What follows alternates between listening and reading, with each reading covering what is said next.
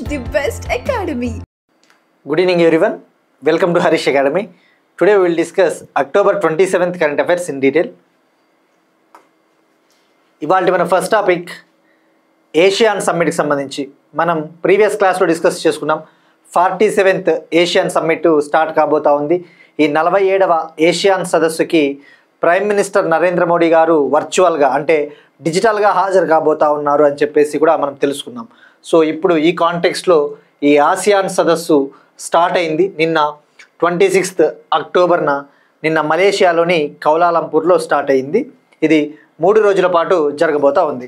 26th October నుంచి 28th October వరకు మలేషియాలోని కౌలాలంపూర్లో. మరి ఈ కాంటెక్స్ట్లో ఇప్పుడు ఏసియాన్లో ఈ ఏషియాన్ కూటమిలో 11వ సభ్య దేశంగా తైమూర్ లెస్తే అనే కంట్రీ జాయిన్ అయింది. ఏషియాన్లో 11th కంట్రీగా 11వ సభ్య దేశంగా తైమూర్ లెస్తే, దీన్నే ఈస్ట్ తిమోర్ అని కూడా పిలుస్తారు. తిమోర్ లెస్తే లేదా తూర్పు తిమోర్గా కూడా పిలుస్తారు. ఈస్ట్ తిమోర్ అంటే తూర్పు దిక్కున ఉంటుంది కాబట్టి ఈస్ట్ తిమోర్ కంట్రీ లేదా తిమోర్ లెస్తే. ఈ ఏషియాన్లో 11th కంట్రీగా తిమోర్ లెస్తే జాయిన్ అయింది. మరి ఈ కాంటెక్స్లో మనం తెలుసుకోవాల్సింది అసలు ఇప్పుడు మరొక్కసారి అసలు ఈ ఏషియాన్ సదస్సులో భాగంగా ప్రైమ్ మినిస్టర్ నరేంద్ర మోడీ గారు వర్చువల్గా ఏం మాట్లాడారు మనం డిస్కస్ చేసుకున్నాం. ఇది జరగబోతా ఉన్నది, ఇప్పుడు జరుగుతూ ఉండేది 47th ఏషియాన్ సమ్మిట్, 47వ ఆసియాన్ సదస్సు. అట్ ద సేమ్ టైం ఈ ఏషియాన్ సమ్మిట్లో భాగంగానే ఏషియాన్ దేశాలు ఏవైతే ఉంటాయో ఇండియాతో కూడా చర్చలు జరుపుతాయి. దాన్నే ఏషియాన్ ఇండియా చర్చలు అంటారు. ఏషియాన్ ఇండియా సదస్సులు, ఏషియాన్ ఇండియా మీటింగ్. మరి దానికి నెంబర్ వేరుంటుంది, కన్ఫ్యూజ్ అవ్వద్దండి. ఆసియాన్ సమ్మిట్ అయితే ఇది 47వది. అలా కాకపోకుండా ఏషియాన్ ఇండియా సమ్మిట్ అని కనుక ఎగ్జామ్లో అడిగాడు అనుకో, ఇటీవల 2025లో ఏషియాన్ ఇండియా చర్చలు, ఏషియాన్ ఇండియా సదస్సు జరిగింది కదా, అది ఎన్నవ సదస్సు అంటే మీరు కన్ఫ్యూజ్ అవ్వకూడదు. 47 కాదు, 22. కేవలం ఏషియాన్ సమ్మిట్ అంటే అది 47th ఏషియాన్ సమ్మిట్. అంటే ఏంటి, అందులో ఆసియాన్ దేశాలు మాత్రమే చర్చలు జరుపుతాయి. కానీ ఆసియాన్ ఇండియా సదస్సు అంటే ఆసియాన్ దేశాలు భారతదేశంతో చర్చలు జరుపుతాయి, ఏ విధంగా సంబంధాలను బలోపేతం చేసుకోవాలని చెప్పేసి. అటువంటిది ఇప్పుడు జరుగుతూ ఉండేది 22వ సదస్సు అన్న విషయం గుర్తుపెట్టుకోండి. ఇక ఇప్పుడు ఈ మలేషియా విషయానికి వస్తే మలేషియాలోని కౌలాలంపూర్, మలేషియా ప్రైమ్ మినిస్టర్గా అన్వర్ ఇబ్రహీం గారు ఉన్నారు, గుర్తుపెట్టుకోండి. Malaysian prime minister Anwar Ibrahim గారు. ఈయన ఏషియాన్ ఇండియా సమ్మిట్కి కో చైర్గా వ్యవహరించారు, అంటే సహ అధ్యక్షుడిగా వ్యవహరించారు ఈయన. మరి ఇక మనం ఒకసారి గుర్తు చేసుకోవాలి ఏషియాన్లో కంట్రీస్ ఎన్ని ఉన్నాయని చెప్పేసి. ఇది 11వ దేశం అయితే మరి ఆ 10 దేశాలు ఏంటి, సౌత్ ఈస్ట్ ఏషియన్ నేషన్స్. ఇది కూడా సౌత్ ఈస్ట్ ఏషియన్లో ఉండే ఒక కంట్రీనే తిమోర్ లెస్తే.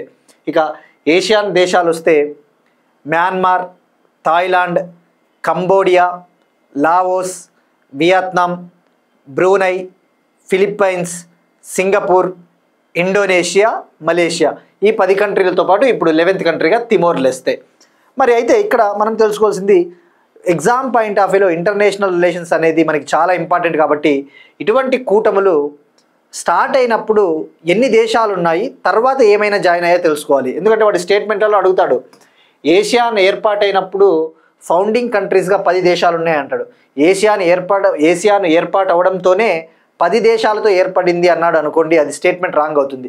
ఏషియాన్ ఫార్మ్ అయినప్పుడు ఫౌండింగ్ కంట్రీస్గా అంటే వ్యవస్థాపక దేశాలుగా ఉన్నవి 5 కంట్రీలే, తర్వాత మిగతా కంట్రీలు జాయిన్ అయ్యాయి. మనం డిస్కస్ చేసుకున్నాం.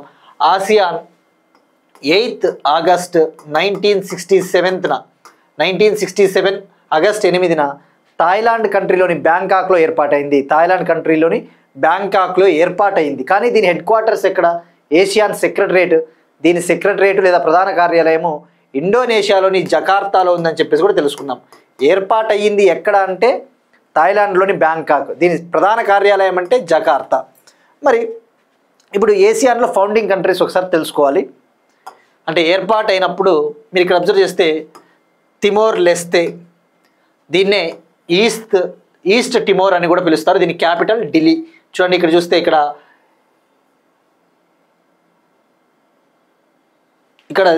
క్యాపిటల్ ఇక్కడ చూస్తే ఇండోనేషియా ఉంది, ఈస్ట్ టిమోర్. ఇక్కడ ఈస్ట్ టిమోర్ ఇక్కడ కొద్దిగా ఇంకో కొద్దిగా భాగం కొద్దిగా మరికొంత భాగం కూడా ఉంది ఇక్కడ. బట్ ఈస్ట్ తిమోర్ లేదా తిమోర్ లెస్తే, సో దీని క్యాపిటల్ గుర్తుంచుకోండి ఢిల్లీ. మరి ఇది ఏర్పాటైనప్పుడు ఫౌండింగ్ కంట్రీస్ ఏ ఉన్నాయో ఒకసారి తెలుసుకోవాలి. ఇది ఏసియాన్ డిక్లరేషను లేదా బ్యాంకాక్ డిక్లరేషన్ ద్వారా ఏర్పాటైంది. ఫౌండింగ్ కంట్రీస్ వచ్చేసి 5 వ్యవస్థాపక దేశాలు: Indonesia, Malaysia, Philippines, Singapore, Thailand కలిసి దీన్ని ఏర్పాటు చేశాయి. ఆ తర్వాత 1984లో బ్రూనై జాయిన్ అయింది, 1995లో వియత్నాం జాయిన్ అయింది, 1997లో లావోస్, మ్యాన్మార్ జాయిన్ అయింది, చివరగా 1999లో కంబోడియా జాయిన్ అయింది. ఇప్పుడు 1999 తర్వాత ఇప్పుడు మళ్ళీ జరిగిన విస్తరణలో ఎక్స్పాన్షన్లో తిమోర్ లెస్తే కంట్రీ జాయిన్ అయింది. సో ఇది మనకి ఆసియాన్కి సంబంధించిన ఇన్ఫర్మేషన్. ఇక అలానే ప్రైమ్ మినిస్టర్ నరేంద్ర మోడీ గారు మాట్లాడుతూ ఈ 21st సెంచరీ అనేది ఇండియాకి ఏషియానికి సంబంధించినది. ఈ 21వ శతాబ్దం ఏదైతే ఉందో ఈ శతాబ్దము ఇండియాకి ఆసియానికి చెందిన శతాబ్దం. అంటే ఈ శతాబ్దంలో మనము చాలా కీలకమైన పాత్ర పోషించబోతా ఉన్నామని చెప్పారు. So 21st century belongs to which region అంటే ఇండియా అండ్ ఏషియన్. ఇక again international relations point of వ్యూలో ఇప్పుడు 47th ఏషియన్ సమ్మిట్ అయిపోయింది. ఇప్పుడు ఆసియాన్ ఇండియా శిఖరాగ్ర సమావేశం 22nd ఏషియాన్ ఇండియా సమ్మిట్, ఇది కూడా మలేసియాలోని కౌలాలంపూర్లోని జరుగుతూ ఉంది. ప్రైమ్ మినిస్టర్ దీనికి కూడా నరేంద్ర మోడీ గారు వర్చువల్గా హాజరయ్యారు అన్న విషయం గుర్తుపెట్టుకోండి. ఇక మనం థీమ్ డిస్కస్ చేసుకుందాం. ASEAN summit 2025 ASEAN summit theme ఏంటి? ఇన్క్లూజివిటీ అండ్ సస్టైనబిలిటీ కదా. మనం డిస్కస్ చేసుకున్నాం. ఇన్క్లూజివిటీ అండ్ సస్టైనబిలిటీ అంటే సమ్మిళిత్వము మరియు సుస్థిరత్వము, ఇన్క్లూజివిటీ అండ్ సస్టైనబిలిటీ. ఇక 22వ ఏషియాన్ ఇండియా సమ్మిట్ విషయానికి వస్తే ప్రైమ్ మినిస్టర్ నరేంద్ర మోడీ గారు ఏషియాన్తో మన సంబంధాలు ఏ విధంగా బలోపేతం అవ్వాలి, how to strengthen relations with ASEAN అని చెప్పేసి కొన్ని సూచనలు చేశారు. మనం అవి ఎగ్జామ్ పాయింట్ ఆఫ్ వ్యూలో తెలుసుకోవాలి. ఇక ఇండియా ఏషియాన్ విషయానికి వస్తే ఇండియా మరియు ఈ ఆసియాన్ దేశాలు ఏవైతే ఉన్నాయో సుమారుగా గ్లోబల్ పాపులేషన్లో, వరల్డ్ పాపులేషన్లో మొత్తం ప్రపంచ జనాభాలో 1/4 అట.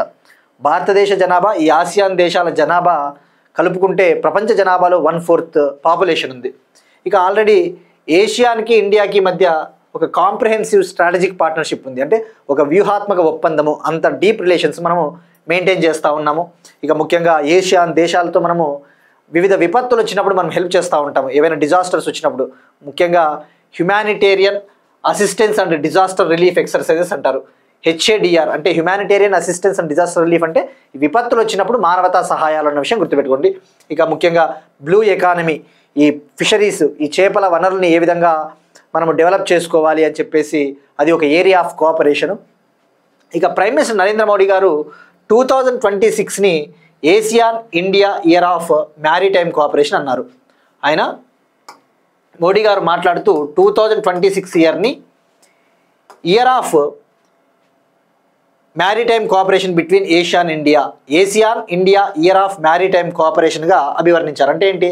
ఈ 2026 అనే సంవత్సరము ఆసియాన్కి మరియు ఇండియాకి మధ్య మ్యారిటైమ్ కోఆపరేషన్, ఈ సముద్రయాన రంగము, ముఖ్యంగా ఈ చేపల వనరులు, బ్లూ ఎకానమీని డెవలప్ చేసుకోవడానికి ఈ సంవత్సరాన్ని మనము ఇయర్ ఆఫ్ మ్యారిటైమ్ కోఆపరేషన్గా మనం డిక్లేర్ చేస్తూ ఉన్నామని చెప్పేసి ప్రకటించారు. సో ఇది మనకి చాలా ఇంపార్టెంట్. ఇక అలానే ఆల్రెడీ ఆసియాన్కి ఇండియాకి మధ్య గూడ్స్కి సంబంధించి, వస్తువులకు సంబంధించి ఒక ఒప్పందం ఉంది. ఆ ఒప్పందాన్ని బలోపేతం చేయాలి. ASEAN India trade in goods agreement, ఈ వస్తువుల ఒప్పందాన్ని ఇంకా బలోపేతం చేయాలి, అమలు చేయాలని చెప్పేసి పిలుపునిచ్చారు. అలానే మనకి ఎప్పుడైనా ఎగ్జామ్ పాయింట్ ఆఫ్ వ్యూలో చూసుకోవాల్సింది కొన్ని ఉంటాయి, ఇయర్స్ ఉంటాయి. ఇప్పుడు ఏసియాన్కి ఇండియాకి మధ్య ఏమైనా ప్లాన్ ఆఫ్ యాక్షన్ ఉందా, ఏమైనా ప్రణాళికలు ఉన్నాయా? ఆ ప్రణాళికల యొక్క సంవత్సరము, ఆ టార్గెట్ ఇయర్ ముఖ్యము. ASEAN India plan of action 2026 to 2030 వరకు ఉంది. అంటే 2026తో మొదలుపెట్టి 2030 వరకు ఈ సమయంలో ఏ విధంగా మనం ముందుకు వెళ్ళాలి అని చెప్పేసి ఇరు దేశాల, ఇండియాకి ఏసియాన్కి మధ్య ఒక ప్లాన్ ఆఫ్ యాక్షన్ ఉంది. ఆ ఇయర్ గుర్తుపెట్టుకోండి, ASEAN India plan of action 2026 to 2030.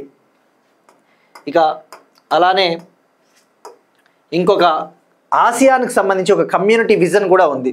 కేవలం ఆసియాన్ దేశాలు తమ దేశాలను ఏ విధంగా డెవలప్ చేసుకోవాలని చెప్పేసి ఒక రోడ్ మ్యాప్ని, ఒక ప్రణాళికను కూడా లాంచ్ చేశాయి. అది 20 years ప్రణాళిక. ASEAN community vision 2045. ASEAN community vision 2045 అంటే ఇది 20 ఏళ్ల ప్రణాళిక. 2025 నుంచి 2045 వరకు ఏ విధంగా మనం ముందుకు వెళ్ళాలి అని చెప్పేసి ఏషియాన్ దేశాలు లాంచ్ చేసిన విజన్. సో ఇది గుర్తుపెట్టుకోండి.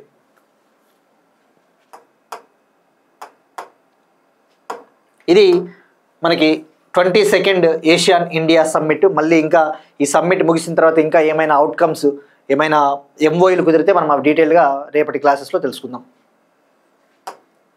Next one, prime minister Narendra Modi గారి మన్ కీ బాత్. ప్రైమ్ మినిస్టర్ నరేంద్ర మోడీ గారు నెలకు ఒకసారి, ఒక మంత్కి ఒకసారి మన్ కీ బాత్ స్పీచ్ ఇవ్వడం జరుగుతుంది. ఆ మన్ కీ బాత్ స్పీచ్లో ఆయన చాలా విషయాల గురించి ప్రస్తావిస్తూ ఉంటారు, వేరియస్ ఇష్యూస్ గురించి మెన్షన్ చేస్తూ ఉంటారు. సో అటువంటి విషయాలు మనకి ఎగ్జామ్ పాయింట్ ఆఫ్ వ్యూలో చాలా ఇంపార్టెంట్. జస్ట్ మనకి ఆయన ప్రసంగించినప్పుడు ఎవరి గురించి ప్రస్తావించాడు, వాటి యొక్క ప్రాముఖ్యత ఏంటో తెలుసుకుంటే సరిపోతుంది. ఇప్పుడు కోరాపుత్ కాఫీ, అంబికాపూర్ చెత్త క్లినిక్ల గురించి ఈయన ప్రస్తావించారు. కోరాపుత్ కాఫీ, అంబికాపూర్ చెత్త క్లినిక్లు. ఫస్ట్ ఇక్కడ మనము కోరాపుట్ కాఫీ గురించి డిస్కస్ చేసుకుందాం. ఇది ఒడిషా ప్రాంతానికి చెందిన ఒక కాఫీ, ఒడిషా రాష్ట్రానికి చెందిన కాఫీ, కోరాపుట్ కాఫీ. దీనికి జిఐ ట్యాగ్ కూడా ఉంది, అంటే భౌగోళిక గుర్తింపు. ఏ విధంగా అయితే మన అరకు కాఫీకి విశాఖపట్నం ఆ ప్రాంతంలో పండుతుంది కదా, ఆంధ్రప్రదేశ్ అరకు కాఫీకి కూడా GI tag, geographical indication tag, భౌగోళిక గుర్తింపు ట్యాగ్ ఉంది. దీనికి 2019లో వచ్చింది అరకు కాఫీకి. సో అలానే కోరాపుట్ కాఫీకి కూడా జిఐ ట్యాగ్ ఉంది, భౌగోళిక గుర్తింపు. మరి ఈ కోరాపుట్ కాఫీ గురించి నేను ప్రస్తావించారు, ఎందుకంటే ఈ కాఫీ అనేది చాలా టేస్ట్గా ఉంటుంది, ఇది స్మూత్గా చాలా బాగుంటుంది అని చెప్పేసి. మరి ఈ కాంటెక్స్లో మనం తెలుసుకోవాల్సింది, ఇది రాష్ట్రం అంటే ఒడిషా, ఇది ఏ టైప్ ఆఫ్ కాఫీ. మనకి జాగ్రఫీ మీరు చదివితే, ఎన్సీఆర్టీలు కనుక చదివి ఉంటే తప్పకుండా ఎన్సీఆర్టీలు చదవాలి. ఒకవేళ ఈవెన్ తెలుగు మీడియం స్టూడెంట్స్ అయినప్పటికీ కూడా మనము ఎన్సీఆర్టీస్ వీలైతే చదవడానికి ట్రై చేయండి, ఇంగ్లీష్లో ఉన్నప్పటికీ కూడా. ఎందుకంటే ఇవాళ రోజున ఇంగ్లీష్ అనేది ఏం పెద్ద కష్టం కూడా కాదు. సో ఎన్సీఆర్టీస్ సమయం ఉన్నప్పుడు, ముఖ్యంగా మనకి బుక్ స్టాల్స్లలో కావచ్చు, ఆన్లైన్లలో ఎన్సీఆర్టీస్కి సంబంధించిన సమ్మరీలన్నా దొరుకుతాయి, కనీసము వాటి యొక్క సారాంశం అన్నా దొరుకుతుంది. మొత్తం బుక్స్ని మనం చదవలేనప్పుడు కనీసము ఎన్సీఆర్టీస్లో ఉన్న ఇన్ఫర్మేషన్ చదివితే చాలా హెల్ప్ అవుతుంది. మనకి కాఫీలో 2 వెరైటీస్ ఉంటాయి జాగ్రఫీ ఎన్సీఆర్టీ చదివినప్పుడు, అరబికా వెరైటీ, రోబస్టా వెరైటీ అని చెప్పేసి. Arabica, robusta coffee variety. ఇందులో ఈ అరబికా కాఫీ అనేది చాలా స్మూత్ ఉంటుంది, ఒక విధంగా సుపీరియర్ క్వాలిటీ అని చెప్పవచ్చు, మంచి క్వాలిటీ రోబస్టాతో పోల్చుకుంటే. ఇండియాలో అరబికాని బాగానే పండిస్తారు. ఈ అరబికా కాఫీ ఏదైతే ఉందో, ఈ అరకు కాఫీ కూడా అరబికా టైప్ ఆఫ్ కాఫీ. ఇప్పుడు ఈ కోరాపుత్ కాఫీ కూడా అరబికా వేరియంట్. ఇక అంబికాపూర్ గార్బేజ్ క్లినిక్స్ గురించి ప్రస్తావించారు ప్రైమ్ మినిస్టర్ మోడీ గారు. అంబికాపూర్ గార్బేజ్ కేఫ్ క్లినిక్స్, ఇది ఛత్తీస్గఢ్. అంబికాపూర్ అనేది ఛత్తీస్గఢ్ రాష్ట్రము. మరి ఇక్కడ ఏంటి గ్యార్బేజ్ క్లినిక్స్ అంటే చెత్త క్లినిక్లు. ఇక్కడ చూస్తున్నట్టు ప్రజలు వాళ్ళ వద్ద ఉన్న ప్లాస్టిక్ని గనక ఆ క్లినిక్లలో సమర్పిస్తే వాళ్ళు దానికి ప్రతిగా ఫుడ్ ఇస్తారు మనకి. అంటే ఫర్ ఎగ్జాంపుల్ మన దగ్గర ఉన్న ప్లాస్టిక్ ఏదైతే ఉందో, 1 కేజీ ప్లాస్టిక్ని కనుక ఈ చెత్త క్లినిక్కి ఇస్తే మనకి వాళ్ళు బ్రేక్ఫాస్ట్ ఇస్తారట, అల్పాహారము. అదే ఒక 1/2 కేజీ ప్లాస్టిక్ని ఇస్తే ఒక ఫుల్ మీల్ ఇస్తారట, భోజనము. అంటే ఇక్కడ మనకి ఏంటంటే ప్లాస్టిక్ని ఏ విధంగా మెయింటైన్ చేయడానికి, ఏ విధంగా వీళ్ళు ఒక నూతనాత్మకంగా ఒక ఇన్నోవేటివ్ అప్రోచ్ని ఫాలో అవుతూ ఉన్నారు అని చెప్పేసి మనకు అర్థమవుతుంది. సో అంబికాపూర్ గార్బేజ్ కేఫ్ చెత్త క్లినిక్స్ అంటేనే ఏ రాష్ట్రము? ఛత్తీస్గఢ్. ఇంకా ఆయన మాట్లాడుతూ కొమరం భీమ్ గారి గురించి ప్రస్తావించారు. తెలంగాణ ప్రాంతానికి చెందిన ఒక ట్రైబల్ ఫైటర్, గిరిజన పోరాట యోధుడు. కొమరం భీమ్ గారు బర్త్డే యానివర్సరీ, ఆయన జయంతి 22 అక్టోబర్న జరిగింది. ఆ జయంతికి సందర్భంగా ఆయన గుర్తు చేసుకున్నారు. సో కొమరం భీమ్ గారి గురించి ప్రస్తావించారు తెలంగాణ. ఇక జనజాతీయ గౌరవ దివాస్ గురించి కూడా చెప్పారు. ఇప్పుడు November 15 రాబోతా ఉంది కదా, tribal freedom fighter Birsa Munda గారి జయంతి సందర్భంగా మనం సెలబ్రేట్ చేసుకుంటాము. Tribal freedom fighter Birsa Munda Janjatiya Gaurav Divas. So ఇది ప్రైమ్ మినిస్టర్ నరేంద్ర మోడీ గారి Mann Ki bath speech highlights. ఇంకా ఆయన గుజరాత్లో మడ అడవుల పునరుద్ధరణ గురించి ప్రస్తావించారు. గుజరాత్లో మ్యాన్గ్రూవ్స్ని ఏ విధంగా రీస్టోర్ చేస్తూ ఉన్నారు, రిజువనేషన్ ఆఫ్ మ్యాన్గ్రూవ్స్. ముఖ్యంగా బెంగళూరులో ఒక యువకుడు ఏ విధంగా సరస్సులను పునరుద్ధరిస్తూ ఉన్నాడు అని చెప్పేసి, అలానే ముఖ్యంగా మన భద్రతా దళాలు ఏవైతే ఉంటాయో బార్డర్ సెక్యూరిటీ ఫోర్సు, ఈ సిఆర్పిఎఫ్ దళాలు ఉన్నాయి కదా, ఈ భద్రతా దళాలలో ఇప్పుడు మనము స్వదేశీ డాగ్స్నే యూజ్ చేస్తూ ఉన్నాం. జనరల్గా విదేశాలకు చెందిన డాగ్స్ కాకపోకుండా మన స్వదేశీ జాగిలాలే, మన స్వదేశీ డాగ్స్, స్వదేశీ కుక్కలనే ఉపయోగిస్తూ ఉన్నాము అని చెప్పేసి కూడా ఆయన ప్రశంసించడం జరిగింది. సో ఇది ప్రైమ్ మినిస్టర్ నరేంద్ర మోడీ గారి మన్ కీ బాత్ హైలైట్స్. మనకి ఎగ్జామ్ పాయింట్ ఆఫ్ వ్యూ ఇవి సరిపోతాయి. నెక్స్ట్ వన్, చైనాలో రవీంద్రనాథ్ ఠాగూర్ గారి విగ్రహావిష్కరణ. చైనాలో రవీంద్రనాథ్ ఠాగూర్ గారి విగ్రహావిష్కరణ. Rabindranath Tagore statue unveiled in China. చైనాలోని బీజింగ్లో భారత రాయబార కార్యాలయంలో రవీంద్రనాథ్ ఠాగూర్ గారి విగ్రహాన్ని ఆవిష్కరించారట. In Indian diplomatic office or Indian embassy ఆఫీస్లో దీన్ని ఆవిష్కరించడం జరిగింది. మరి ఇక్కడ ఈ విగ్రహాన్ని ఎవరు రూపొందించారు అంటే చైనాకు చెందిన ఒక ఫేమస్ స్కల్ప్చర్, చైనాకు చెందిన ఒక ప్రముఖ శిల్పి యువాన్ జికున్ అనే ఆయన ఈ యొక్క స్టాచ్యూని, ఈ యొక్క విగ్రహాన్ని రూపొందించాడట. మరి ఎందుకు మనకి చైనాలో ఆవిష్కరించారు అంటే, చైనా ఇవాళ రోజు ఇంతలా డెవలప్ అయింది అంటే చైనాకి ఆ డెవలప్మెంట్కి అవసరమైన ఐడియాలజీని కూడా లైక్ రవీంద్రనాథ్ ఠాగూర్ గారు అందించారు. గతంలో చైనానికి వెళ్ళారు ఈయన, ముఖ్యంగా 100 years బ్యాక్, ఒక శతాబ్దం కిందట చైనాలో ఠాగూర్ గారు పర్యటించారు అని చెప్పేసి ఈ విగ్రహాన్ని ఇక్కడ ఆవిష్కరించడం జరిగింది. సో ఇక మనకి రవీంద్రనాథ్ ఠాగూర్ గారి విషయానికి వస్తే, మనకి రవీంద్రనాథ్ ఠాగూర్ అంటేనే గుర్తురావాల్సింది విశ్వకవి రవీంద్రనాథ్ ఠాగూర్. ఈయన నోబెల్ పురస్కార గ్రహీత కదా, he's the recipient of Nobel. మరి నోబెల్ అవార్డు దేనికి వచ్చింది ఈయనకి? లిటరేచర్లో వచ్చింది. He got Nobel prize in literature. సాహిత్యంలో నోబెల్ బహుమతిని పొందాడు.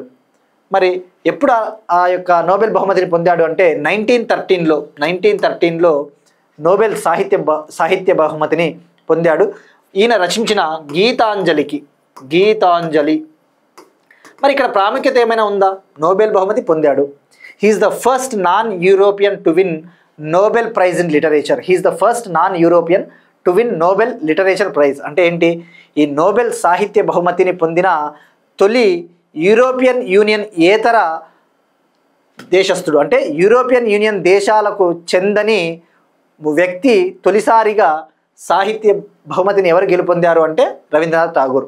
He's the first non European country member to win Nobel literature prize. మరి ఈయన వెస్ట్ బెంగాల్ ప్రాంతానికి చెందినవారు కదా. ఈయన ముఖ్యంగా నేషనల్ యాంథమ్ని రాశారు. ఇండియాకి నేషనల్ యాంథము, అలానే బంగ్లాదేశ్కి కూడా నేషనల్ యాంథమ్ని రాశారు. ఇండియాకి నేషనల్ యాంథమ్ జనగణమన, అలానే బంగ్లాదేశ్కి అమర్ సోనార్ బంగ్లా, బంగ్లాదేశ్ జాతీయ గీతం అమర్ సోనార్ బంగ్లాని రచించింది ఈయనే. మరి ఈయన శాంతి నికేతన్ అనే స్కూల్ను కూడా ఏర్పాటు చేశారు వెస్ట్ బెంగాల్లోని కోల్కతాలో, శాంతి నికేతన్ అనే స్కూలు. ఇక వందే మాతరం, మనం ఇప్పుడు వందే మాతరం ఉంది కదా మన జాతీయ నేషనల్ సాంగ్, ఈ జాతీయ గీతం నేషనల్ సాంగ్ ఏదైతే ఉందో ఈ వందే మాతరాన్ని రచించింది బంకించంద్ర చటర్జీ.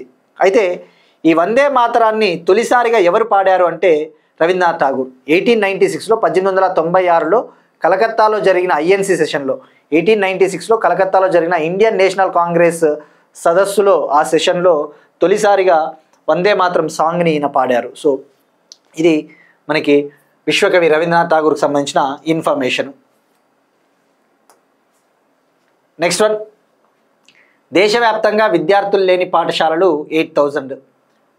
ఇండియాలో జీరో ఎన్రోల్మెంట్ స్కూల్స్ ఎన్ని ఉన్నాయని చెప్పేసి మినిస్ట్రీ ఆఫ్ ఎడ్యుకేషన్ 2024-25 ఇయర్కి గాను, 2024-25 ఆర్థిక సంవత్సరానికి గాను, 2024-25 విద్యా సంవత్సరంలో అసలు ఇండియాలో ఒక్క విద్యార్థి కూడా లేని పాఠశాలలు ఎన్ని ఉన్నాయని చెప్పేసి ఒక రిపోర్ట్ విడుదల చేసింది. జీరో ఎన్రోల్మెంట్ స్కూల్స్, ఒక్క విద్యార్థి కూడా లేకపోతే దాన్ని జీరో ఎన్రోల్మెంట్ స్కూల్స్ అంటారు. మరి మినిస్ట్రీ ఆఫ్ ఎడ్యుకేషన్ ప్రకారము 2024-25 అకాడమిక్ ఇయర్లో, విద్యా సంవత్సరంలో ఇండియాలో జీరో ఎన్రోల్మెంట్ స్కూల్స్, ఒక్క విద్యార్థి కూడా లేని పాఠశాలలు 8000 ఉన్నాయట. 8000. అయితే మరి ఒక్క స్టూడెంట్ కూడా లేకపోయినప్పటికీ ఆ స్కూళ్ళల్లో సుమారుగా 20,000కు పైగా టీచర్స్ ఉన్నారట. ఇక్కడ మీరు చూస్తే ఒక క్లాస్ రూమ్ ఉంది, ఎవరు లేరు, కానీ టీచర్ ఉంది. ఒక్క స్టూడెంట్ కూడా లేకపోయినప్పటికీ ఆ స్కూళ్ళల్లో, ఈ 8000 స్కూళ్ళల్లో 20,000కు పైగా టీచర్స్ ఉన్నారట. మరి ఏ స్టేట్లో అత్యధికంగా విద్యార్థులు లేని పాఠశాలలు ఉన్నాయో తెలుసుకోవాలి. Highest zero enrolment schools in West Bengal. అత్యధికంగా విద్యార్థులు లేని పాఠశాలలు ఎక్కడ ఉన్నాయంటే వెస్ట్ బెంగాల్. సెకండ్ ప్లేస్లో తెలంగాణ ఉంది, థర్డ్ మధ్యప్రదేశ్ ఉంది. First west Bengal, second Telangana, third Madhya Pradesh. మరి ఎంతమంది ఉపాధ్యాయులు ఉన్నారు ఈ 8,000 జీరో ఎన్రోల్మెంట్ స్కూళ్ళల్లో? 20,187 మంది ఉపాధ్యాయులు ఉన్నారట. 20,187 టీచర్స్.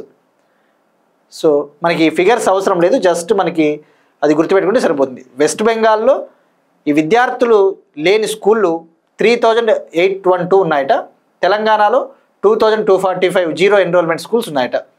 ఇక యూనియన్ టెరిటరీస్, కేంద్రపాలిత ప్రాంతాలు ఏవైతే ఉంటాయో అవి, అందులో పుదుచ్చేరి, లక్షద్వీప్, అండమాన్ నికోబార్, డామన్ డయ్యూ అండ్ దాద్రా నగర్ హవేలీ, చండీగఢ్లలో ఒక్క జీరో ఎన్రోల్మెంట్ స్కూల్ కూడా లేదట.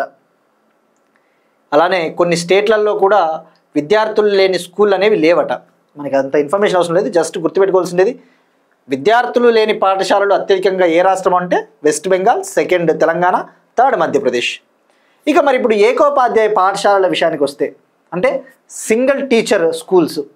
సింగిల్ టీచర్ స్కూల్స్ ఎన్ని ఉన్నాయి? 2024-25 అకాడమిక్ ఇయర్లో మినిస్ట్రీ ఆఫ్ ఎడ్యుకేషన్ ప్రకారము ఇండియాలో ఏకోపాధ్యాయ పాఠశాలలు, అంటే ఒక స్కూల్లో ఒకే టీచర్ ఉన్న స్కూళ్ళు అటువంటివి ఎన్ని ఉన్నాయంటే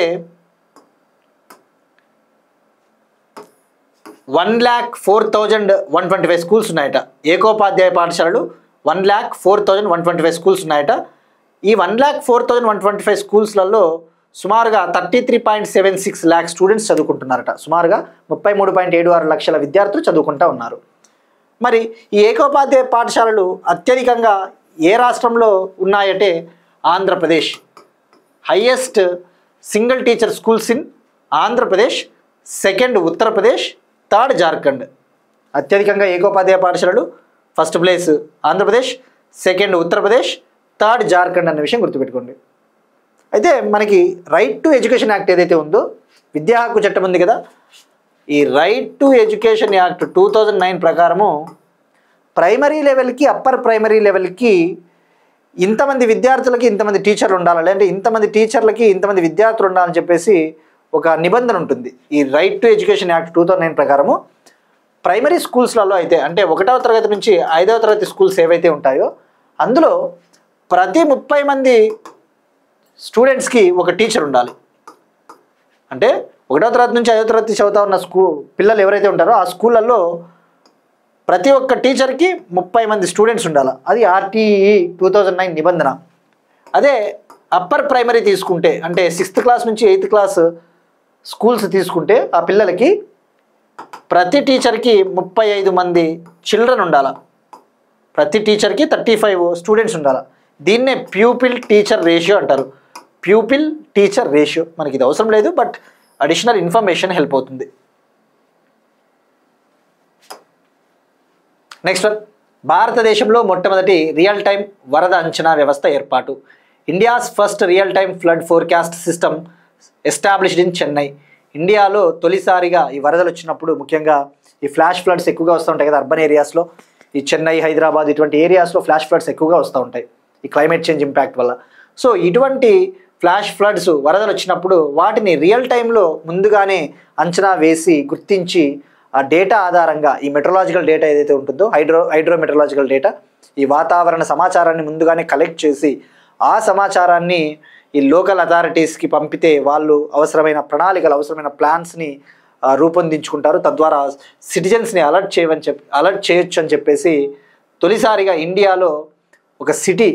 ఇండియాలో ఫర్ ద ఫస్ట్ టైం ఒక సిటీ ఈ రియల్ టైమ్ ఫ్లడ్ ఫోర్కాస్ట్ సిస్టమ్ని ఏర్పాటు చేసింది. అది Chennai established India's first real time flood forecast system.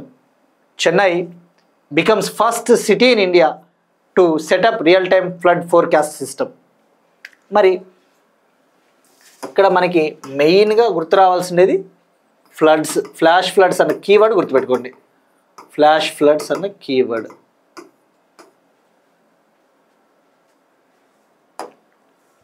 Next one, Telangana current affairs. తెలంగాణలో రోడ్ల నిర్మాణం, ముఖ్యంగా రూరల్ ఏరియాస్లో, తెలంగాణలోని రూరల్ ఏరియాస్లో హైబ్రిడ్ యాన్యుటీ మోడల్ రోడ్లను నిర్మించబోతా ఉన్నారట. తెలంగాణలో సుమారుగా 11,000 కోట్ల విలువైన హ్యామ్ రోడ్లు, హ్యామ్ అంటే హైబ్రిడ్ యాన్యుటీ మోడల్ రోడ్లు. ఈ రోడ్లు ministry of road transport and highways ప్రామాణికాలకు అనుగుణంగా, ఈ రోడ్ల మంత్రిత్వ శాఖ ఏదైతే ఉందో రోడ్లు మరియు హైవేల మంత్రిత్వ శాఖ యొక్క స్టాండర్డ్స్, ఈ ప్రామాణికాలు, ఈ స్టాండర్డ్స్కు తగ్గట్టుగా తెలంగాణ వ్యాప్తంగా ముఖ్యంగా రూరల్ ఏరియాస్లో, తెలంగాణలోని గ్రామీణ ప్రాంతాల్లో అప్రాక్సిమేట్లీ సుమారుగా 11,000 కోట్ల విలువతో ఈ హైబ్రిడ్ యాన్యుటీ మోడల్ రోడ్లను నిర్మించనున్నట్టు తెలంగాణ గవర్నమెంట్, తెలంగాణ పంచాయతీరాజ్ మినిస్టర్ సీతక్క గారు ప్రకటించారు. అయితే ఇక్కడ మనకి ఎగ్జామ్ పాయింట్ ఆఫ్ వ్యూలో రోడ్లు జనరల్గా రోడ్స్ నేషనల్ హైవేస్ అయితే national highway authority of India నిర్మిస్తుంది. ముఖ్యంగా బార్డర్ ప్రాంతాల్లో ఇప్పుడు మనము డిఫరెంట్ కంట్రీస్తో సరిహద్దుని పంచుకుంటూ ఉంటాం కదా, అటువంటి బార్డర్ రాష్ట్రాలు ఏవైతే ఉంటాయో నార్త్ ఈస్ట్ ప్రాంతాలు, లడఖ్, జమ్మూ అండ్ కాశ్మీర్, అలాంటి ప్రాంతాలలో రోడ్లను నిర్మించే బాధ్యత బార్డర్ రోడ్స్ ఆర్గనైజేషన్ తీసుకుంటుంది. గుర్తుపెట్టుకోండి, బార్డర్ ప్రాంతాలలో రోడ్లను నిర్మించే బాధ్యత ఎవరు తీసుకుంటారంటే బార్డర్ రోడ్స్ ఆర్గనైజేషన్. ఇటీవలనే బార్డర్ రోడ్స్ ఆర్గనైజేషన్ అంటే గుర్తు రావాల్సింది ప్రాజెక్ట్ అరుణాంక్. ఈ ప్రాజెక్ట్ అరుణాంక్ అనే దాన్ని 2008లో తీసుకొని వచ్చింది BRO, బార్డర్ రోడ్స్ ఆర్గనైజేషన్. ఈ ప్రాజెక్ట్ అరుణాంక్లో భాగంగా Jammu and Kashmir, Ladakh, north east రాష్ట్రాలలో రోడ్లను వేస్తూ ఉంటారు. సో ప్రాజెక్ట్ అరుణాంక్ అంటే BRO రోడ్ల నిర్మాణానికి సంబంధించినది. అలానే స్టేట్ గవర్నమెంట్స్ కూడా ముఖ్యంగా గ్రామీణ ప్రాంతాల్లో రోడ్లను వేయడానికి స్టేట్ గవర్నమెంటే చర్యలు తీసుకుంటుంది. ముఖ్యంగా స్టేట్ గవర్నమెంట్కి సంబంధించిన రోడ్లు మరియు భవనాల శాఖ, రోడ్స్ అండ్ బిల్డింగ్స్ డిపార్ట్మెంటు, ముఖ్యంగా పంచాయతీరాజ్ మంత్రిత్వ శాఖ గ్రామీణ ప్రాంతాల్లో రోడ్లు వేసే బాధ్యతను తీసుకుంటుంది. ఇప్పుడు తెలంగాణలోని గ్రామీణ ప్రాంతాల్లో రోడ్లు వేయాలి అని చెప్పేసి హైబ్రిడ్ యాన్యుటీ మోడల్ అంటే ఇది ఒక పబ్లిక్ ప్రైవేట్ పార్ట్నర్షిప్ మోడల్. అంటే ఈ రోడ్డు నిర్మాణంలో ప్రభుత్వము పార్టిసిపేట్ చేస్తుంది, ప్రైవేట్ సెక్టార్ కూడా అవసరమైన డబ్బులు ఇస్తుంది. సో హైబ్రిడ్ యాన్యుటీ మోడల్ అంటే గుర్తుపెట్టుకోండి, it's a public private partnership model, ఒక రకమైన పబ్లిక్ ప్రైవేట్ పార్ట్నర్షిప్ మోడల్. ఇప్పుడు సుమారుగా 10,547 crore ఈ పనులు చేపట్టబోతున్నారట. మనకి ఇక్కడ అప్రాక్సిమేట్లీ అంటే 11,000 కోట్లు, అప్రాక్సిమేట్ సుమారుగా అంటే 11,000 కోట్లను గుర్తుపెట్టుకోండి. లేదు ఎగ్జాక్ట్ ఫిగర్ గుర్తుపెట్టుకోవాలి అనుకుంటే 10,547 crore అని గుర్తుపెట్టుకోండి. 10,547 కోట్లతో 5,566 కిలోమీటర్ల మేర ఈ రోడ్లు వేయబోతా ఉన్నారట. Next one, Andhra Pradesh government. Andhra Pradesh chief minister ఇటీవల UAE పర్యటనకు వెళ్ళారు, UAE కంట్రీ పర్యటనకి. అక్కడ UAE కంట్రీకి చెందిన ఒక కంపెనీ ఆంధ్రప్రదేశ్లోని అమరావతిలో ఒక వరల్డ్ క్లాస్ లైబ్రరీని, ఒక ప్రపంచ స్థాయి గ్రంథాలయాన్ని ఏర్పాటు చేయనున్నట్టు ప్రకటించింది. UAE కంట్రీలోని దుబాయ్కి సంబంధించిన ఒక కంపెనీ, దుబాయ్కి చెందిన ఒక కంపెనీ శోభా గ్రూప్. ఈ శోభా గ్రూప్ అనేది అమరావతిలో 100 crores-తో 100 కోట్లతో వరల్డ్ క్లాస్ లైబ్రరీని, ప్రపంచ స్థాయి లైబ్రరీని ఏర్పాటు చేయనున్నట్టు ప్రకటించింది. సో మనకి ఇది ఫ్యాక్ట్. ఇక అలానే అమరావతిలో RBI ప్రాంతీయ కార్యాలయాన్ని కూడా ఏర్పాటు చేయబోతోందట. రిజర్వ్ బ్యాంక్ ఆఫ్ ఇండియా తన యొక్క రీజనల్ ఆఫీస్ని, ప్రాంతీయ కార్యాలయాన్ని అమరావతికి దగ్గరలో ఉన్న నేలపాడు అనే గ్రామంలో, అమరావతికి దగ్గరలో ఉన్న నేలపాడు అనే విలేజ్లో రీజనల్ ఆఫీస్ని ఏర్పాటు చేయబోతోందట. ఆ విషయం గుర్తుపెట్టుకోండి. ఇక అలానే RBI తన కార్యకలాపాలకు అవసరమైన ఖర్చుల కోసం, ముఖ్యంగా RBIకి సంబంధించిన ఆపరేషన్స్ని కండక్ట్ చేయడం కోసం, నిర్వహించడం కోసం అమరావతిలో 200 crore పెట్టుబడిగా కూడా పెట్టబోతా ఉందట, 200 కోట్లు. సో ఇది ఆంధ్రప్రదేశ్ సంబంధించిన కరెంట్ అఫైర్.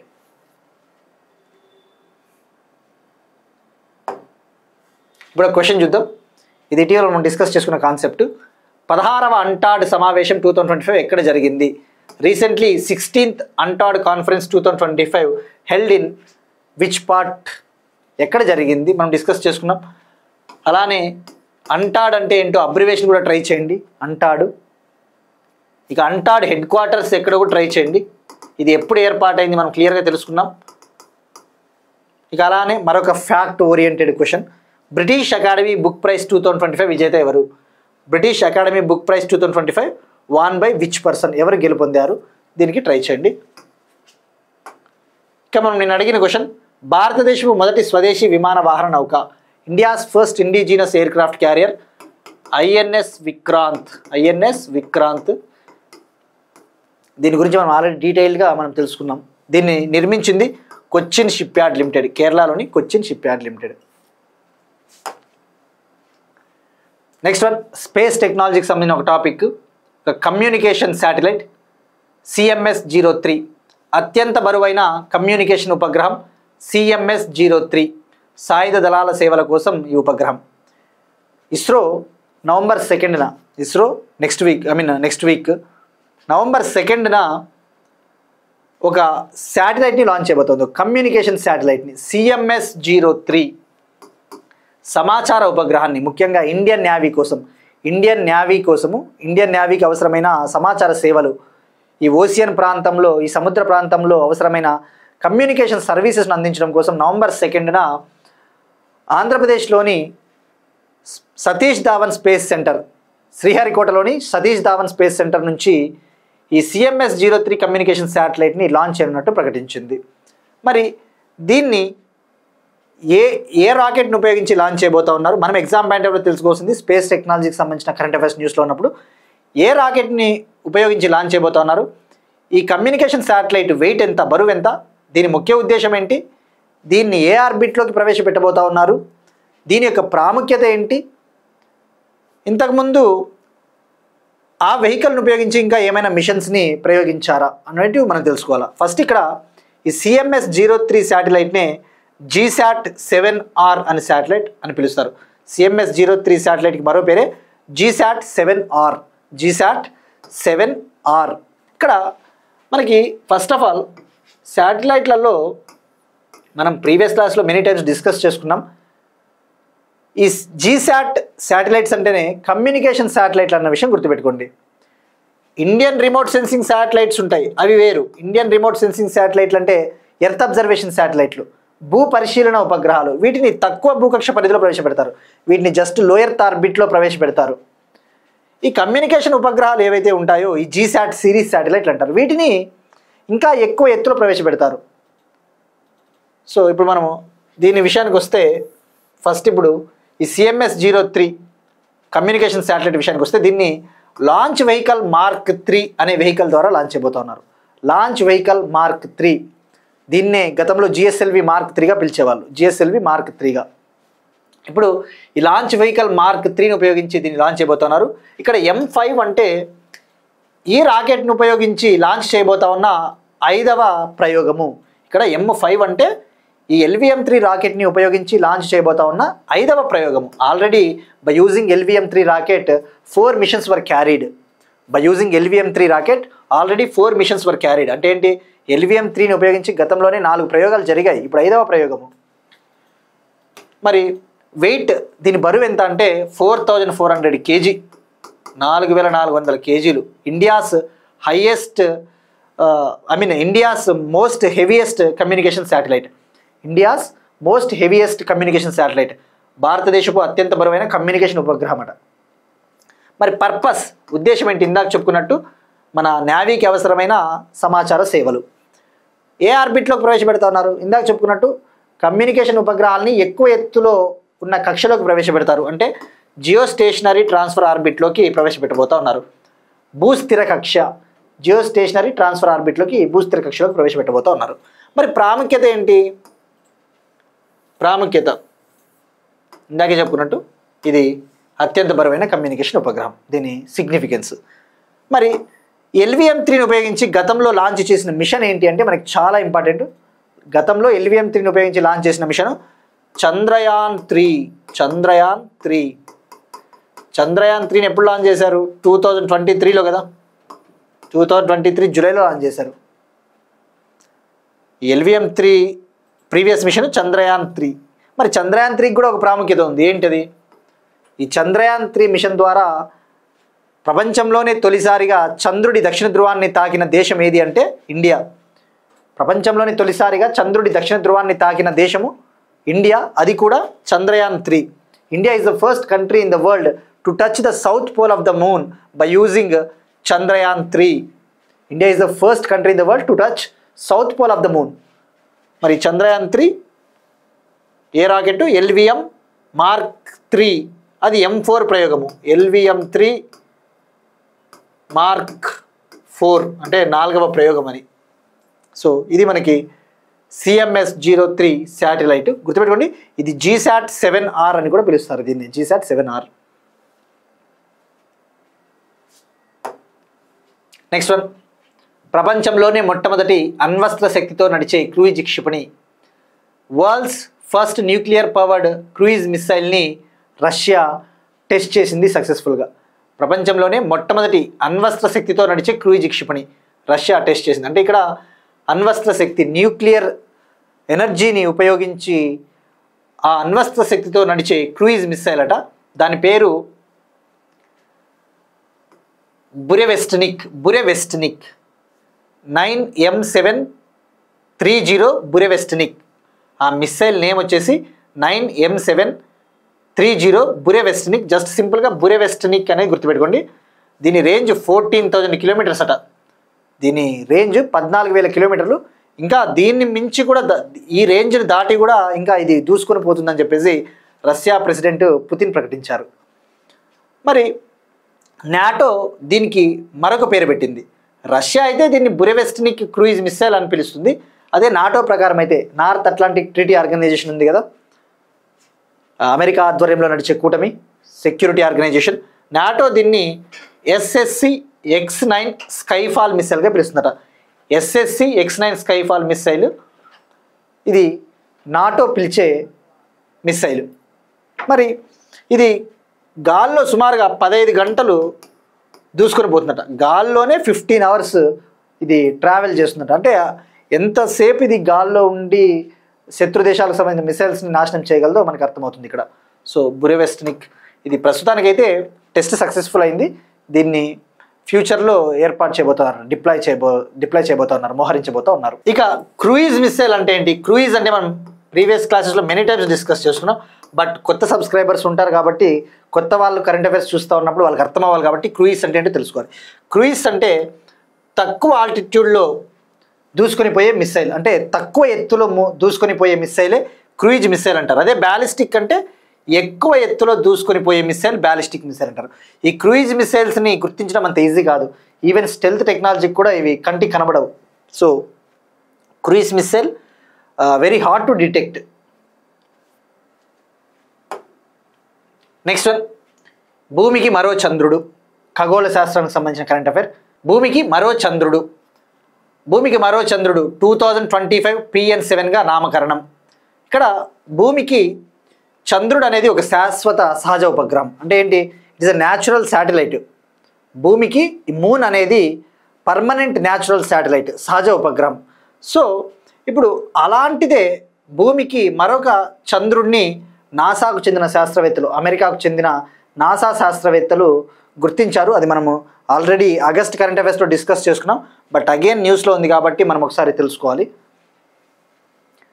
అమెరికాకు చెందిన నాసా శాస్త్రవేత్తలు భూమికి మరో చంద్రుని కనుగొన్నారు. దానికి వచ్చేసి 2025 PN7గా పేరు పెట్టారు. ఎందుకంటే 2025లో కనుగొన్నారు కాబట్టి. ఇది నిజానికి భూమి చుట్టూ ఏం తిరగట్లేదు, సూర్యుడి చుట్టూ తిరుగుతూ ఉందట. బట్ ఏంటంటే భూమి నుంచి చూసినప్పుడు ఇది మన భూమి చుట్టూ తిరుగుతున్నట్టు కనిపిస్తుందట. మరి దీన్నే క్వాసీ మూన్గా కూడా పిలుస్తారు. భూమికి దీన్ని క్వాసీ మూన్ అంటే ఇది ఉపగ్రహం కాదు, కానీ ఉపగ్రహం లాంటిదే క్వాసీ మూన్. మరి దీన్ని ఏ దాన్ని ఉపయోగించి కనుగొన్నారు అంటే, ఈ ముఖ్యంగా అమెరికాలోని హవాయి ప్రాంతంలో ఉన్న పాన్ స్టార్స్ అనే ఒక టెలిస్కోప్, ఈ పాన్ స్టార్స్ అంటే panoramic survey telescope rapid response system, panoramic survey telescope rapid response system telescope సహాయంతో దీన్ని కనుగొన్నారు. సో ఇప్పుడు ఎర్త్కి ఇప్పుడు 2 మూన్స్ ఉన్నాయని చెప్పవచ్చు. చంద్రుడు, మరొక చంద్రుడు. సో అయితే ఇక్కడ మీరు అబ్జర్వ్ చేయాల్సింది, ఇది యాక్చువల్లీ ఇదొక లైక్ శాటిలైట్ కాదట, ఇదొక కైండ్ ఆఫ్ ఆస్టిరాయిడ్, ఇదొక గ్రహ శకలం అని చెప్తున్నారు. అంటే ఇదొక గ్రహశకలం ఆస్టిరాయిడ్, ఇది శాటిలైట్ కాదు, ఇట్స్ లైక్ ఎన్ ఆస్టిరాయిడ్. అది కూడా అర్జున క్లాసుకు చెందిన, అర్జున సిరీస్కు చెందిన అర్జున గ్రహశకలాల కూటమిలో ఇది భాగమట. సో అర్జున అన్న పేరు గుర్తుపెట్టుకోండి. సో ఇది 2025 PN7. Next one 2025 Sakharov prize. Sakharov prize 2025 ఇది యూరోపియన్ యూనియన్కు చెందిన top human rights award. European union ఇచ్చే అత్యున్నత మానవ హక్కుల అవార్డు. ఈ 2025 ఇయర్కు గాను 2 జర్నలిస్టులకి ఈ అవార్డు దక్కింది. ఆ 2 జర్నలిస్టులు కూడా గతంలో జైలు పాలయ్యారట. వాళ్ళు జైలు పాలైన జైలు జర్నలిస్టులు. వాళ్ళు వచ్చేసి ఆ పేర్లు వచ్చేసి ఒకరు బెలారస్ కంట్రీకి చెందిన, పోలాండ్ బెలారస్ ఆ దేశాలకు చెందిన ఒక జర్నలిస్టు ఆండ్రెజ్ పోగ్జోబుట్. మరొకరు జార్జియా కంట్రీకి చెందిన ఫీమేల్ జర్నలిస్ట్, జార్జియా కంట్రీకి చెందిన మహిళా జర్నలిస్టు జియా అమాగ్లోబెలి. ఈమెకి ఇద్దరికి అవార్డు దక్కింది. మరి ఈ అవార్డుని రష్యాకు చెందిన ఒక సైంటిస్ట్ ఆండ్రే సకరోవ్ గారి స్మారకార్థము ఈ అవార్డుని ఇస్తూ ఉన్నారట. 1988 నుంచి 1988 సంవత్సరం నుంచి అవార్డుని ఇస్తూ ఉన్నారు. నెక్స్ట్ వన్ ఐర్లాండ్ అధ్యక్షురాలిగా Catherine Connolly became president of Ireland. ఈమె ఐర్లాండ్లో జరిగిన ఎలక్షన్స్లలో విజయం సాధించింది. ఈమె లెఫ్ట్ వింగ్ పార్టీకి చెందిన ఆమె, అంటే వామపక్షవాద భావాలు కలిగిన ఆమె, లెఫ్ట్ వింగ్ ఐడియాలజీ. ఈమె ఇండిపెండెంట్, ఈ వామపక్షవాద స్వతంత్ర అభ్యర్థిగా పోటీపడి గెలుపొందింది. Left wing independent candidate Catherine Connolly became president of Ireland. మరి ఇక ప్రెసిడెంట్స్ విషయానికి వస్తే ఇటీవల బొలీవియా కంట్రీకి కూడా, ఈ సౌత్ అమెరికాలోని దేశమైన బొలీవియా కంట్రీకి రోడ్రిగో పాజ్ అనే ఆయన ప్రెసిడెంట్గా అయ్యారు. బొలీవియా దేశానికి రోడ్రిగో పాజ్ ఈయన ఇటీవల ప్రెసిడెంట్గా ఎన్నికయ్యారు, అధ్యక్షుడిగా. ఈయన సెంట్రిస్ట్ ఐడియాలజీ, ఈయన ఏ భావజాలానికి చెందినవారు అంటే సెంట్రిస్ట్ అంటే ఈ లెఫ్ట్ అని చెప్పలేము, రైట్ అని చెప్పలేము. లెఫ్ట్ పార్టీలకు చెందినవాడు కాదు, రైట్ పార్టీలకు చెందినవాడు. సెంట్రిస్ట్ ఐడియాలజీ అంటే వీళ్ళు ఎలా ఉంటుందంటే వీళ్ళ ఐడియాలజీ, వీళ్ళ భావజాలము సంక్షేమ పథకాలు, సోషల్ వెల్ఫేర్ స్కీమ్స్ అవసరము, at the same time market ఎకానమీని కూడా అభివృద్ధి చేయాలి. అంటే ఏంటి, ప్రైవేట్ సెక్టార్ని కూడా అభివృద్ధి చేయాలి. అంటే లెఫ్ట్ భావాల్ని రైట్ భావాల్ని కలిగి ఉంటారు వీళ్ళు సెంట్రిస్ట్. సో ఇప్పుడు బొలీవియా ప్రెసిడెంట్గా సెంట్రిస్ట్ అయిన రోడ్రిగో పాజ్ ప్రెసిడెంట్గా ఎన్నికయ్యారు. ఈమె ఇప్పుడు ఐర్లాండ్ అధ్యక్షురాలుగా ఎన్నికైన ఈమె కేథరిన్ కన్నోలి ప్రో ప్యాలస్తీన్ అంట, అంటే ప్యాలస్తీనా ఉద్యమానికి ఈమె కొద్దిగా మద్దతు కూడా పలికిందట. నెక్స్ట్ వన్ స్పోర్ట్స్కి సంబంధించి 4th south Asian senior athletics championships. 4th south Asian senior athletics championships, 4వ దక్షిణ ఆసియా సీనియర్ అథ్లెటిక్స్ ఛాంపియన్షిప్. ఇది అక్టోబర్ 24 నుంచి అక్టోబర్ 26 వరకు జార్ఖండ్లోని రాంచీలో జరిగింది. అక్టోబర్ 24 నుంచి 26 వరకు జార్ఖండ్లోని రాంచీలో జరిగింది. ఈ అథ్లెటిక్స్ విభాగంలో మరి ఈ ఛాంపియన్షిప్లో ఏ కంట్రీ టాప్ ఉందంటే ఇండియా టాప్. ఫస్ట్ ప్లేస్లో ఇండియా, ఓవరాల్గా 58 మెడల్స్ గెలుపొందింది. సెకండ్ శ్రీలంక 40 మెడల్స్ ఓవరాల్గా గెలుపొందింది. థర్డ్ నేపాల్ 6 మెడల్స్ గెలుపొందింది. మరి ఇండియా ఈ 58 మెడల్స్లో ఎన్ని గోల్డ్ అంటే 20 gold, 20 silver, 18 bronze medals.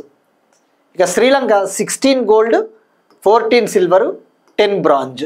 So మనకి జస్ట్ ఇండియా ఎన్ని మెడల్స్, ఎన్ని గోల్డ్ అన్న విషయం గుర్తుపెట్టుకోండి. సో ఇది స్పోర్ట్స్కి సంబంధించిన ఇన్ఫర్మేషన్. ఇవి ఇవాల్టి కరెంట్ అఫైర్స్. మనం ఒకసారి క్విక్గా రీక్యాప్ చూద్దాం. ఏషియాన్లో 11వ సభ్య దేశంగా తిమోర్ లెస్తే, 22వ ఏషియాన్ భారత్ శిఖరాగ్ర సమావేశం Malaysia Kuala Lumpur. Prime minister Mann Ki bath ప్రసంగం కోరాపుత్ కాఫీ, అంబికాపూర్ చెత్త క్లినిక్స్. చైనాలో రవీంద్రనాథ్ ఠాగూర్ గారి విగ్రహావిష్కరణ. దేశవ్యాప్తంగా విద్యార్థులు లేని పాఠశాలలు 8000. భారతదేశంలో మొట్టమొదటి రియల్ టైం వరద అంచనా వ్యవస్థ ఏర్పాటు Chennai. Hybrid annuity model roads Telangana. అమరావతిలో వరల్డ్ క్లాస్ లైబ్రరీని ఏర్పాటు చేయనున్న యుఏఈకు చెందిన శోభా గ్రూప్. అత్యంత బరువైన కమ్యూనికేషన్ ఉపగ్రహం CMS-03.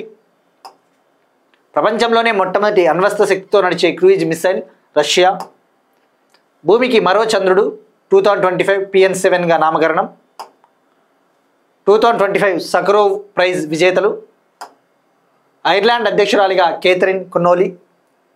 ఈమె ఐర్లాండ్కి 10th ప్రెసిడెంట్గా 10వ ప్రెసిడెంట్గా సెలెక్ట్ అయింది. 4th south Asian senior athletics championship 2025 India top ప్లేస్లో నిలిచింది. That's it. These are today's current affairs. Will meet you next time. Thank you everyone.